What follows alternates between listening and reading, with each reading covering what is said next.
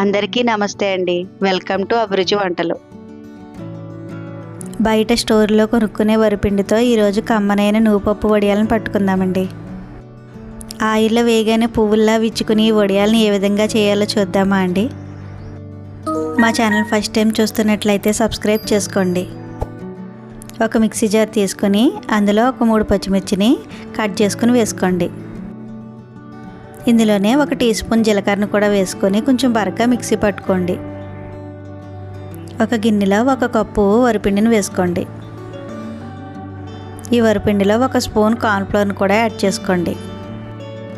ఇలా 1 స్పూన్ కార్న్ఫ్లోర్ని కానీ మైదాని కానీ యాడ్ చేసుకోవడం వల్ల మనం వడియాలు ఎంత పలచగా పట్టినా విరిగిపోకుండా వస్తాయండి.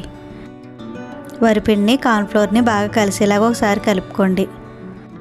పిండిలో 1 కప్పు వాటర్ని వేసుకొని ఎక్కడా ఉండలు లేకుండా కలుపుకోండి. పిండి మొత్తాన్ని బాగా కలుపుకున్న తర్వాత మరలా 1 కప్పు వాటర్ని యాడ్ చేసుకుని ఒకసారి కలుపుకొని పిండిని పక్కన పెట్టుకోండి. మనం పిండిని కలపడానికి 2 కప్పులు వాటర్ని ఉపయోగించామండి.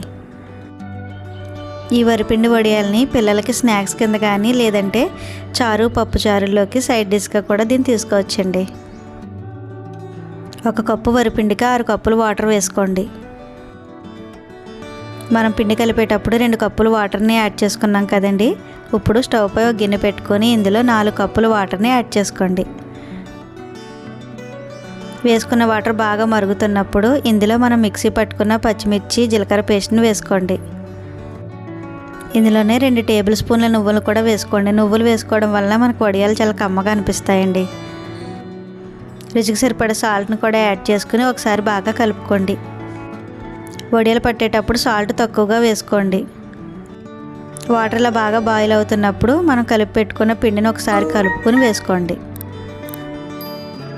పిండిని వేసిన తర్వాత పిండి ఉండలు కట్టకుండా గరిటెతో కలుపుకోండి.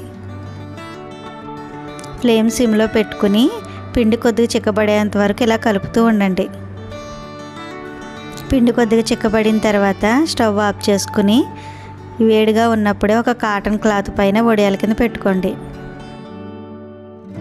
ప్లాస్టిక్ కవర్ పైన కానీ రైస్ బ్యాగ్ పైన కానీ వడియాలు పెట్టేటప్పుడు పిండి కొద్దిగా చల్లారిన తర్వాత వడియాలుగా పెట్టుకోండి. పిండిని మీకు నచ్చిన సైజులో వడియాల కింద వేసుకోండి.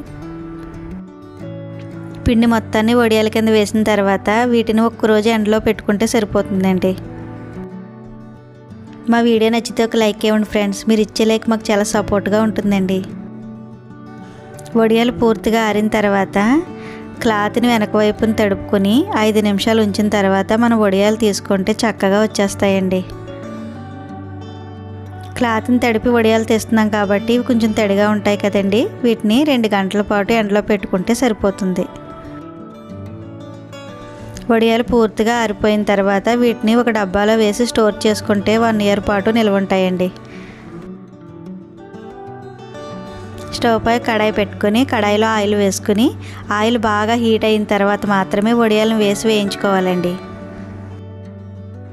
చూడండి, వడియాలు పువ్వుల్లా విచ్చుకుంటున్నాయి. చూడడానికే కాదండి, రుచికి కూడా చాలా కమ్మగా క్రిస్పీగా ఉంటాయి. ఎంతో కమ్మనైన ఈ నువ్వుపప్పు వడియాలను మీరు తప్పకుండా ఒకసారి ట్రై చేసి చూడండి. పిల్లలకు పెట్టడానికి ఇంట్లో స్నాక్స్ ఏమీ లేనప్పుడు ఇలా వడియాలను వేయించి పెట్టండి. పిల్లలు చాలా ఎంజాయ్ చేస్తారు. మా వీడియో నచ్చితే లైక్ చేయండి, షేర్ చేయండి, సబ్స్క్రైబ్ చేసుకోండి. మీ అమూల్యమైన ఫీడ్బ్యాక్ని తెలియచేయండి.